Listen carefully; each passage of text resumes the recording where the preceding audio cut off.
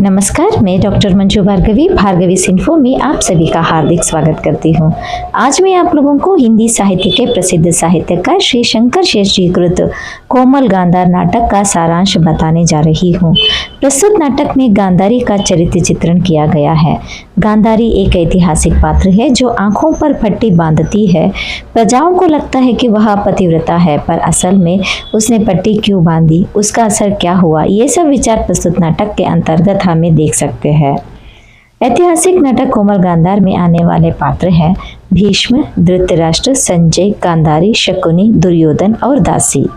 धृतराष्ट्र अंधा है और उसे विवाह करने के लिए कोई कन्या नहीं दे रहे हैं और उसके अपनाने के लिए कोई भी कन्या सोच नहीं रही है। कारण धृतराष्ट्र जैसे अंधे से शादी करेंगे तो शायद बच्चे भी अंधे हो सकते हैं और ऊपर से धृतराष्ट्र दासी के साथ रिश्ता रखा हुआ होता है। ये सब जानने वाले धृतराष्ट्र के विवाह में बाधा डाल रहे होते हैं। तो इसीलिए भीष्म और सत्यवती सोचते हैं कि दूर देश से कन्या को ढूंढेंगे जिसके इन सारे विचारों का पता ना हो। उसी जैसे भीष्म गांधार देश से कन्या को ढूंढता है, उनके पिता को बड़े बड़े तोहफा देता है। राजा को खुश करके गांधारी का वरण धृतराष्ट्र से करवाने के लिए कन्या को लेकर आता है।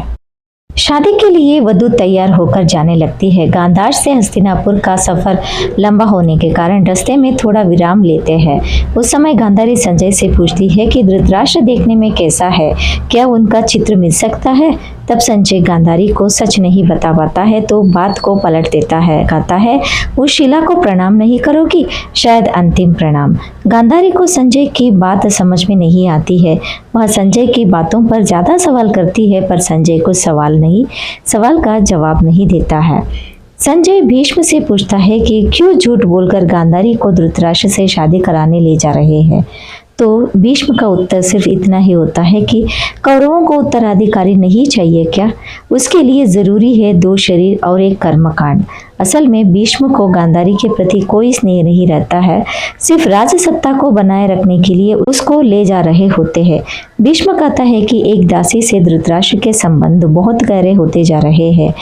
अगर दासी से शूद्र पुत्र हो गया तो, अगर उसने आगे चलकर सत्ता पर दावा किया तो, इसीलिए धृतराष्ट्र की शादी गांधारी से करवाकर उसी से पुत्र लाभ करवाएगा और राजसत्ता को बचाएगा। अगले दृश्य में गांधारी हस्तिनापुर पहुंच गई होती है। धृतराष्ट्र भीष्म से पूछता है कि क्या गांधारी को उसके अंधेपन के बारे में बताया गया है। तो भीष्म बताता है कि गांधारी के पिता को पता है, शायद उसने बताया होगा, वह उसकी जिम्मेदारी है। तब धृतराष्ट्र बताते हैं कि षड्यंत्र से शादी करवाना सही नहीं है। पिछली बार भी सत्यवती ने यही किया था। वह कहा था मेरा ही जन्म जानते हैं आप। सत्यवती ने उस नियोग की रात में क्या कहा था आज रात को तुम्हारा देवर आएगा, तुमसे शरीर संबंध करेगा, तुम्हारे पुत्र देगा।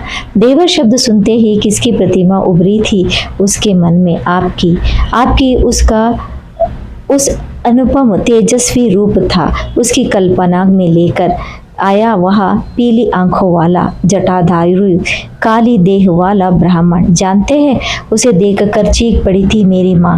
घृणा से कांप गया था उसका शरीर और मन, डर के बंद कर ली थी उसने आंखें। राजाज्ञा का पालन करने के लिए समर्पित हो गया था एक शरीर।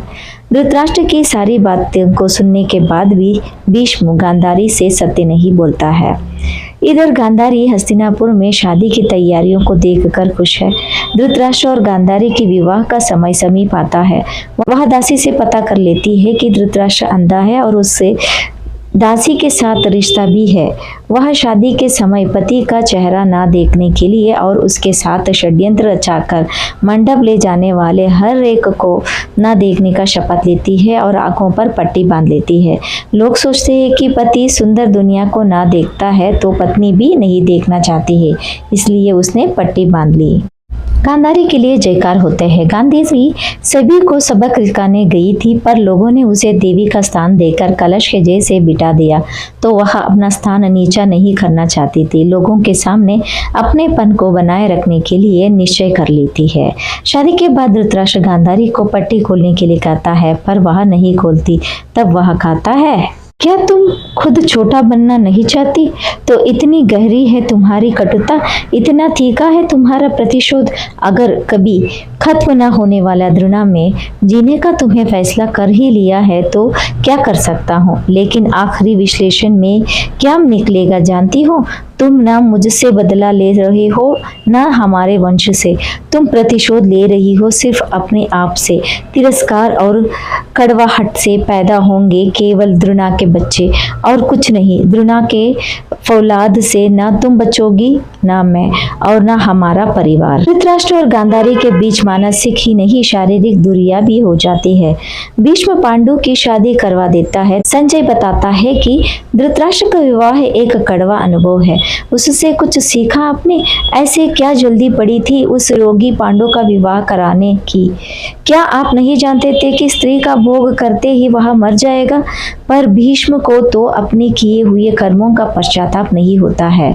शकुनी धृतराष्ट्र से मिलता है और बताता है कि पांडु राज्य छोड़कर जा रहा है। वह नियोग से पुत्र प्राप्त करेगा और पूरा कुरुवंश उसी का हो जाएगा। इसके से पहले आप बच्चा पैदा कर लीजिए, अपना वंश बचाइए। मेरी बहन को रानी बनाने का वादा जो किया था उसे निभाइए। अगर पांडु ने बच्चा राजा बन जाएंगे तो आप पति पत्नी उनके अन्न पर पल जाएंगे। गांधारी को स्नेह से ना ही सही पति के हक से ही सही अपनाइए और संतान प्राप्त कर लीजिए। तब धृतराष्ट्र गांधारी के पास जाता है, प्यार से समझाने का प्रयास करता है, पर अंत में उसे पति का हक जताना पड़ जाता है।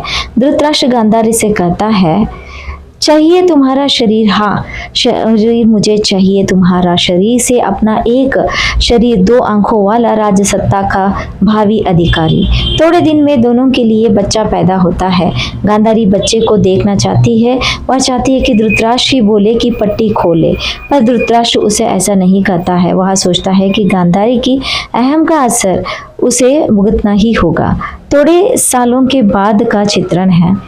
कुरुक्षेत्र में युद्ध चलने के लिए तैयारी हो रही है। गांधारी धृतराष्ट्र से पूछती है कि क्या युद्ध रोका नहीं जा सकता? तो धृतराष्ट्र बताते हैं कि नहीं हो सकता है, कारण अपने ही बच्चे अपने बात नहीं मानते हैं, किसी की भी बात नहीं मानने को तैयार है, बहुत हठीले हो गए हैं। इस सब का कारण गांधारी ही है। गांधारी अगर पट्टी खोलकर बच्चों का पालन पोषण करती थी तो उनका अच्छा संस्कार दे सकती थी, तो शायद आज वे बड़ी सभा में द्रौपदी को अपमान नहीं करते थे, पांडवों को उनकी भूमि देते थे। पर आज उनके इस दुर्व्यवहार का कारण गांधारी ही है। कुंती गांधारी के जैसे राजमाता नहीं है, पर वह संस्कारी बच्चों को पाला है। उसने एक इशारे से उसके बच्चे वाक्य पालन करते हैं। अगर वह चाहती तो लाचार बनकर अपने संतानों को भी अपाहिज बना सकती थी, पर पांडु और माद्री के निधन के बाद उसने माँ बाप दोनों का फर्ज निभाने के लिए बच्चों को लेकर भीष्म के पास आकर उनकी आश्रय दिया, संस्कारी बनाया। पर धृतराष्ट्र के बच्चे घृणा और तिरस्कार के बच्चे हो गए। उन्हें सिर्फ धृतराष्ट्र और शकुनी को छोड़कर किसी ने भी प्यार नहीं किया। गांधारी अपनी अहम के कारण अपना इस संदर्भ के लिए वह कारण बन गई है। अगले दृश्य में सभी लोग मर गए हैं युद्ध भूमि पर। दुर्योधन तो लहू की नदी में बह रहा होता है। वह आखिरी बार माँ को पट्टी खोलकर उसे देखने के लिए कहता है, पर गांधारी अपनी प्रतिष्ठा को बनाए रखने के लिए सभी के सामने पट्टी खोलना नहीं चाहती। अंत में दुर्योधन बता देता है कि एक बार माँ से पट्टी खोलने थी, तब दुर्योधन नहाकर नदी से आ रहा था। दोनों की आंखों में आंसू बहते लगे थे, पर प्रतिष्ठा को ध्यान में रखते हुए फिर से गांधारी पट्टी बांध ली थी और ये बात दुर्योधन और गांधारी को छोड़कर किसी को भी पता नहीं था। अंत में दुर्योधन आखिरी सांस ले लेता है। युद्ध में कौरवों का नाश होता है। धृतराष्ट्र और गांधारी के सभी बच्चे मरे हुए होते हैं, पांडवों के सभी जिंदा होते हैं। पांडु पुत्र राजसत्ता पर है। ये सारे दृश्य धृतराष्ट्र और गांधारी से सहा नहीं जाता है, तो वे सोचते हैं कि वानप्रस्थाश्रम में निकले। तो पांडवों को यह विचार सूचित किया जाता है। तब कुंती और विदुर भी आश्रम आने के लिए तैयार होते हैं। धृतराष्ट्र और गांधारी सोचते हैं कि वे दोनों इन दोनों अंधों की सेवा करने आ रहे हैं। 4 लोग वन में जाते हैं। एक बार धृतराष्ट्र गांधारी से वन में एकांत में बात करता रहता है कि बच्चों को पालन पोषण करने में उन दोनों का क्या पात्र रहा था, और गांधारी को बताता है कि अब तो पट्टी खोल दे और जिस संसार को धृतराष्ट्र ने नहीं देखा उसे वह गांधारी की आंखों द्वारा देखना चाहता है। यह उसका सहारा चाहता है जो इतने सालों में नहीं मिला था। गांधारी पट्टी खोलती है, वह पूरे वातावरण का वर्णन करने लगती है। दोनों भी हाथ थामे जंगल के तरफ जा रहे होते हैं।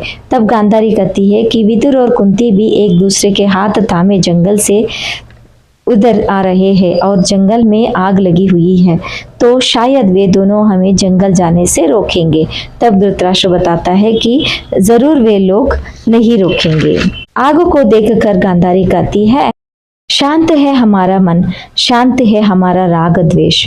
एक युग के आखिरी अध्याय के आखिरी पन्ने के अक्षर हम जलने जा रहे हैं दावानल की गोद में। इस ज्वाला में संकेत है परिवर्तन का, एक नए अध्याय के प्रारंभ का। समय हमारा बोझ उतारकर हल्का हो जाएगा।